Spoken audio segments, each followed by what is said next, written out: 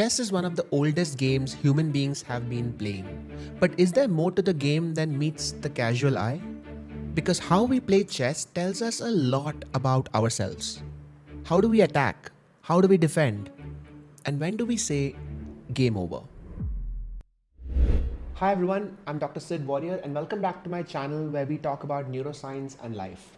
Today we are going to be talking about chess. In the last few years, I've been playing a lot of chess and I have some thoughts about the game. I find chess a very unique game because of two reasons.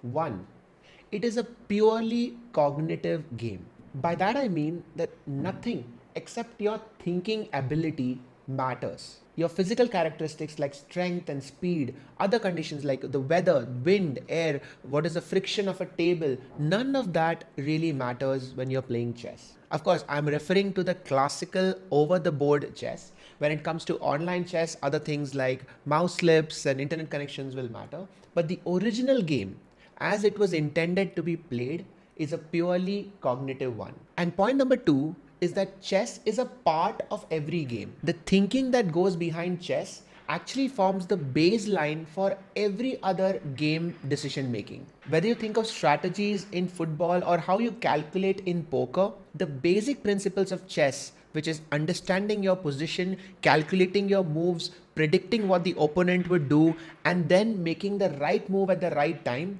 all of these things have their essence in chess. And that got me thinking whether those same principles could be applied to life as well. So that brings us to the topic of this video. I'm sharing with you 5 things that help you become a better chess player that would also help you live a better life. Let's go. Number 1, finding the best move. We all want to do the right thing at the right time, and we all want to move ahead in life. But very often we end up reacting out of instinct. We end up saying the first thing that comes to our mind, or we end up doing something impulsively without giving yourself time to think if there was a better option.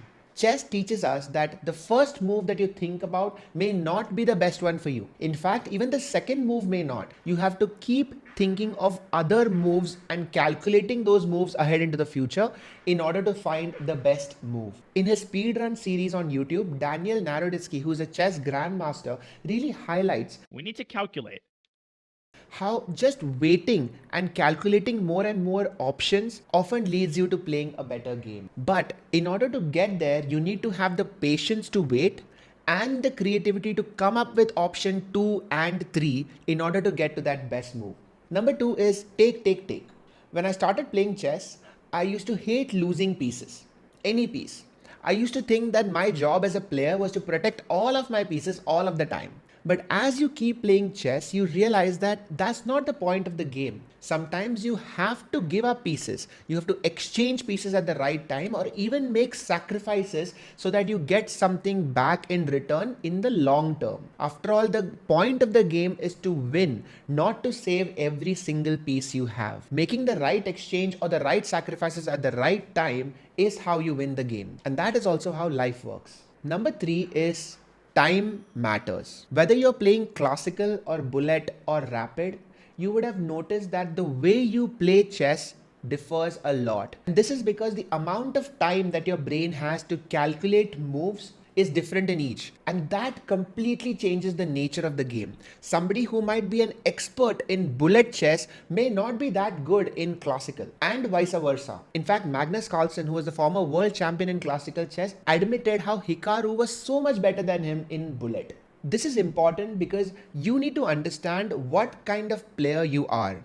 Just because somebody else finds working at a particular pace suitable for them doesn't mean that the same speed will be best for you. You have to find your own pace of working and then practice at that pace until you become the best at it. Point number 4 is opening versus middle versus end game. Very often when we think about succeeding in life, we often look at the large picture and say we want to succeed. But what we don't appreciate is that the skill sets you need at the beginning of a journey is not the same as the ones you need in the middle, and it's not the same as the ones you need in the end of the journey. So for example, in the opening of the game, you might need a lot of theoretical knowledge. You might need to know what the different openings are called, and you will need to know what you will do exactly when the opponent does this.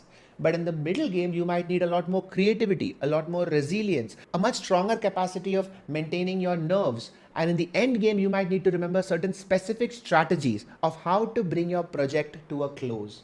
The same thing applies for every project in life. But because we don't take time out to build these different skill sets differently, some people will struggle at the beginning, others will struggle in the middle, and some people will struggle bringing the journey to a successful close. If you have experienced this, let me know in the comments. And the final lesson that I want to share is pawns become queens. We need to understand the importance of all the resources you have, even the small ones, because you never know which is that small habit that you have or the small hobby that you've developed that one day might actually end up becoming the most important thing in your life. Just like how a tiny flank pawn at the end of the game could progress all the way down the board, become a queen and win the game for you, similarly, a small hobby of yours might someday end up defining you.